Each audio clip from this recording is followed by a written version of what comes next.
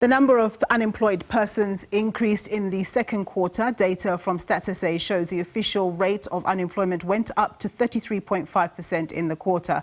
That's from 32.9% in the first quarter. The number of discouraged work seekers also went up by 4.8% compared to the first quarter of the year. The local economy continues to struggle to create much needed jobs. Stats SA says that there was an increase of 158,000 in the number of unemployed persons, pushing the number of unemployed persons up to 8.4 million compared to the first quarter. Discouraged work seekers increased by 147,000. The expanded unemployment rate in the second quarter increased by 0.7 percentage points to 42.6%.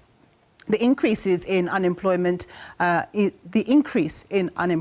is despite the temporary employment during the election period and the constant electricity supply, which would have been thought to have boosted economic activity.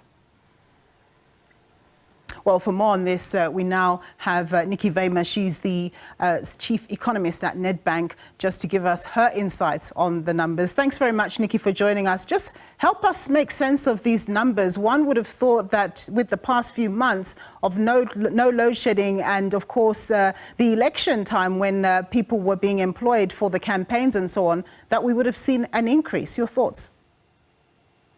Yeah, we certainly did not expect an increase, so we may have been a little bit on a different side there. I think the key reason is we've got to see this in the broader picture of the cycle. So last year was a tough year for businesses. We had extreme disruptions coming from load shedding, power outages. Companies had to make alternative plans to cope with that. You also had the collapse in rail infrastructure and services, the congestion at the ports.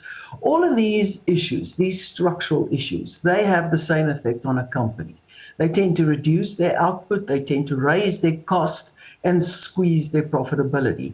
So coming into this year, I think the focus is very much on restoring profitability, cutting cost where possible. And under those circumstances, you're obviously not going to employ more people. You're not necessarily going to retrench, but you're not going to employ more people.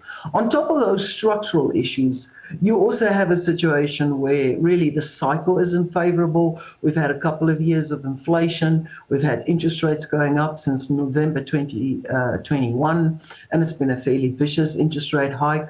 And that has been weighing on demand, especially consumer demand.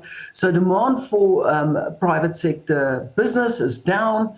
It is much weaker, and we're at a weak point in the cycle now, probably very close to the trough. And as a result, I think what you're seeing is that if you just look at the breakdown of these numbers, where the bulk of the jobs have been shed is actually in a very predictable space. Domestic trade, which is your wholesale, retail, motor trade, everything that depends on consumer demand. That is where I think over 111,000 jobs were shed. Yeah. And so it completely dominated that picture, and that has to do with just where we are in the cycle, with inflation having done its damage to consumer income and interest rates biting. Yeah, and of course consumers are also households, and we saw, of course, the shedding of jobs in households, you know, people with helpers and so on deciding to get rid of them. I suppose the cost of living in South Africa is part of the reason why we're seeing households having to do this. Absolutely. So we've had a vicious spell of inflation. So we know from the Reserve Bank numbers on compensation for employees in real terms, households have seen their income decline over the past 2 years.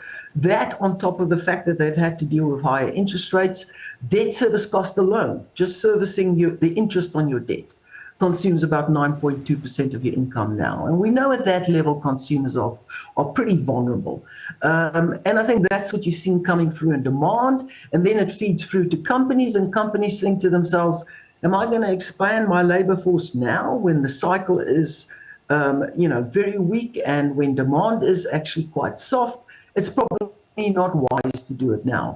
And I think that's what you're seeing in these unemployment numbers. And it also lines up exactly with the sectors that were shedding jobs, you know? Yeah. And that's coming through. So we see that the informal sector was much more resilient than the formal job sector.